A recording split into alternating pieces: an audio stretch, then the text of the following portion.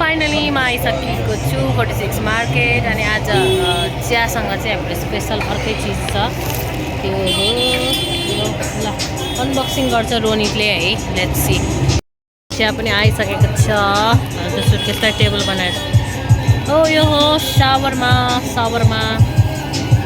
कस्तो छ अब टेस्ट गरौँ सो हाम्रो सावरमा चाहिँ मिठो रहेछ यति चाहिँ मिठो हुन्छ भन्ने एक्सपेक्ट त गरेको छैन तर मिठो रहेछ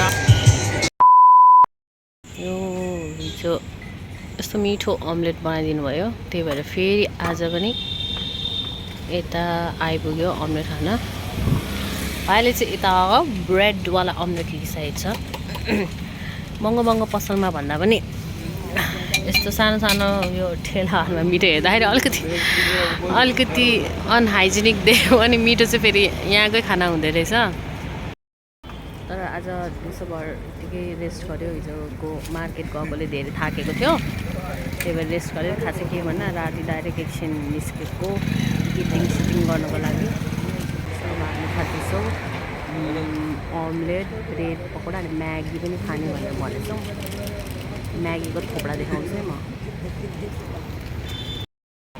खानु सक्यो कस्तो छ मिठो छ भने कि छैन भने हो आलु पनि छ हो बिचमा बिचमा आलु पनि हाल्दो रहेछ नोइस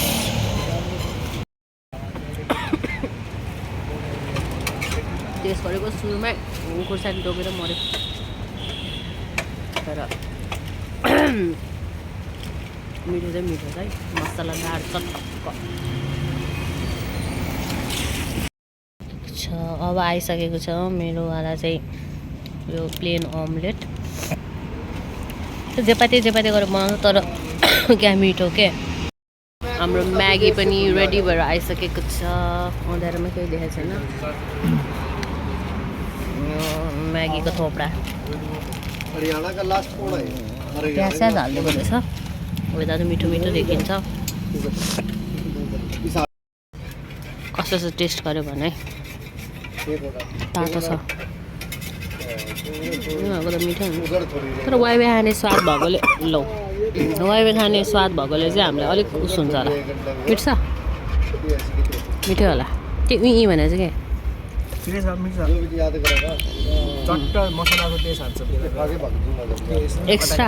एक्स्ट्रा मसला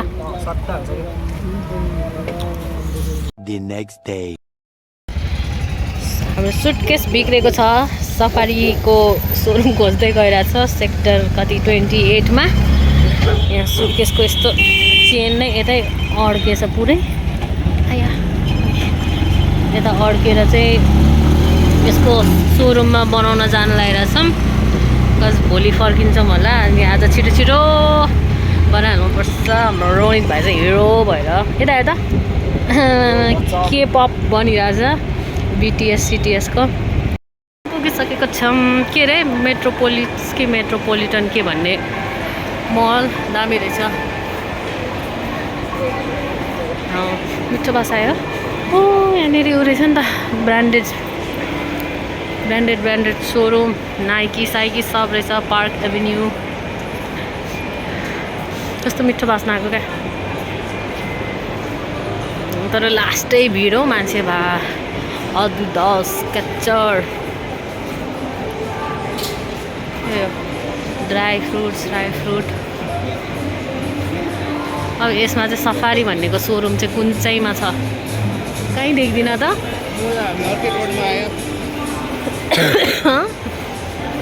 अर्कैमा आयो रे हामी आइपुग्यौँ रङ ठाउँ भने कि मलकै सेकेन्ड पार्ट पनि छ रहेछ हामी चाहिँ यहाँ अगाडिवालामा आएछौँ फेरि अब कहाँ जानुपर्ने हो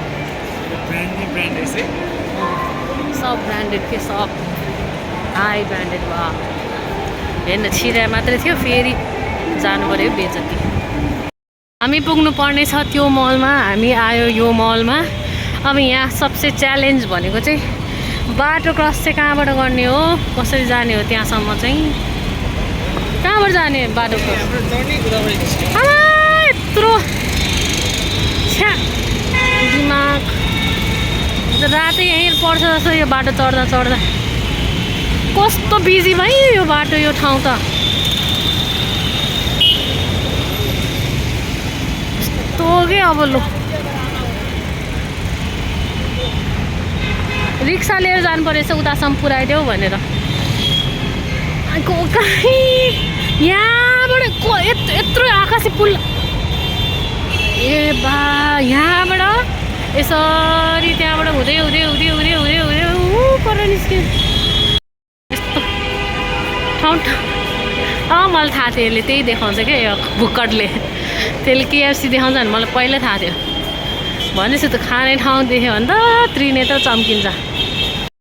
बल्ल बल्ल आइपुग्यो। क्या मजाको ठाउँ के तर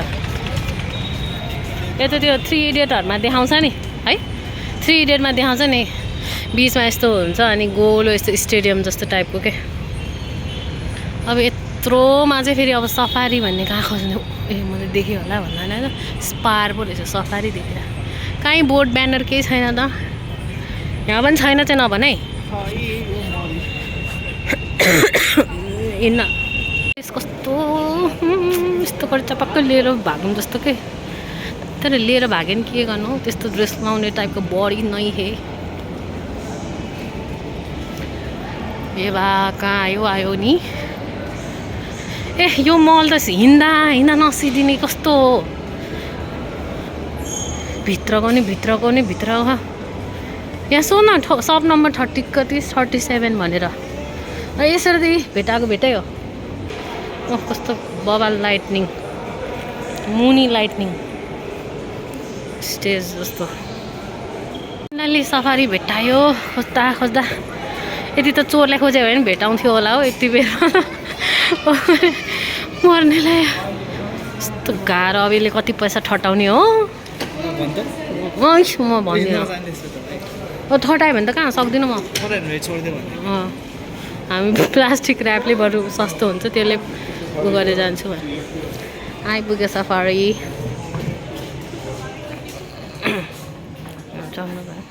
सफारी चुप्लाङ सफारी सुटकेस सफारी सुटकेसमा चाहिँ यसले यो गुइँले फिजिकल ड्यामेज गरेकोले चाहिँ पैसा तिरायो।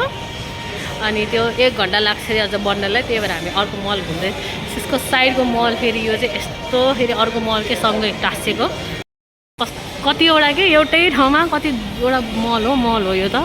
फेरि अर्कोमा आयो भोक पनि लागेर चाहिँ यस्तो क्याफसीतिर यस्तो छिर्दिउँ भनेर। यो चढौँ न, हामीलाई बस्नु दिन्छ?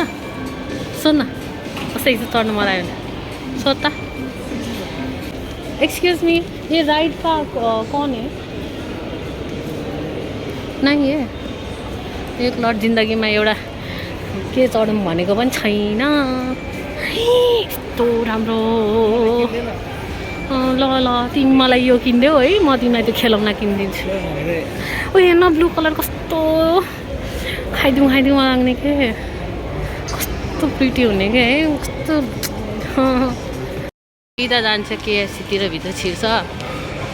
खजुवा भुक्कड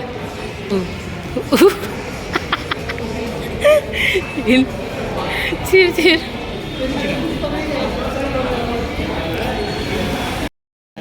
चलायो।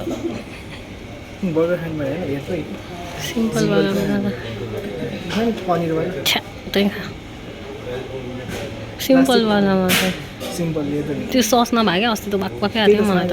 छ यहाँ बिचमा देखिनुहोस् त्यतै कुरा पनि गफ नहाल्नु।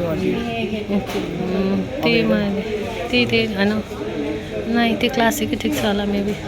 त्यो नि मगाइदिए। राइस खान्छस्? मासु खान्छस्? स्ट्रिप यहाँ हेर्न सस छ क्या। मलाई यो सस भएको कस्तो घुमाउनु पर्दैन। भाइ चाहिँ पुरा स्माइल गरेर आउँछ हेर्न।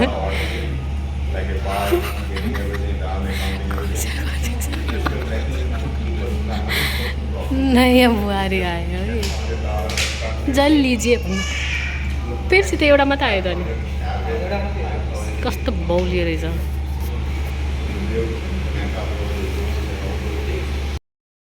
केएफसी पनि खायो खाँदा खाँदा झन्डै यहाँ मुख अड्केर मेरो अहिलेसम्म दुखिरहेको छ यत्रो त्यही भएर आफूले जति खान सक्छ त्यति मात्रै गर्नु यो बिचमा मैले खाइरहेको थिएँ जिस्काएर हाँसेको अनि म त्यसमा हाँस्दाखेरि यहाँनिर ज पुरा अक्रेर यस्तो गाह्रो भएन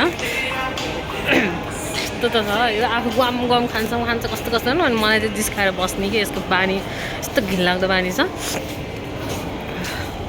मलाई त्यो कस्तो त्यो वाला यो वाला खेल्न मन लागिरहेको छ के मान्छे छैन भने बत्ती बालेर अब त भयो होला हौ 1 घन्टा चाहिँ अल्छी लाग्यो मलाई त चिया एउटा त खानुपर्छ यार तलबमा आज लास्ट हो लास्ट हो के हो डाटा खोल्न के भइरहेछ अपडेट कोही कस्तो दामी टाइपको जुत्ताहरू आयो जस्तो लभ स्पार्कल जुन कुरामा ग्लिटर हुन्छ स्पार्कल यस्तो यस्तो लुगा कसम भने मलाई यस्तो चम्कियो कि त मलाई यस्तो मनपर्छ छ त घिन लाग्यो त जतिसुकै हिरा मोती सुन जरे पनि मन पर्दैन जाऊ त दिउँसो पुगेको थियो राति अँध्यारो भइसक्यो झन् एकैछिनमा निप्टाएँ I cut you on camera ओ रोनितको डुप्लिकेट भेटिसकेको छ यहाँनिर रोनित यता हेर्न सेम टु सेम वाह अलिकति कपाल रातो र कालो मात्रै फरक आइपुग्यो रे हाम्रो ज्ञानी बिचरा घाइते भएको सुटकेस चाहिँ फाइनली बनेर आयो रे अब हामी यसलाई लिन जायो थिएँ हो गया भैया हिरोइन भएर आयो अब चाहिँ अब फेरि कुन बेलामा फेरि यसको हातमा पऱ्यो भने फेरि अब सेकेन्डचोटि आउन नपरोस् के भएको त्यहाँ त्यो पनि बिगान भएछ कि हो त्यो राख्नु त यो कितना हुआ भैया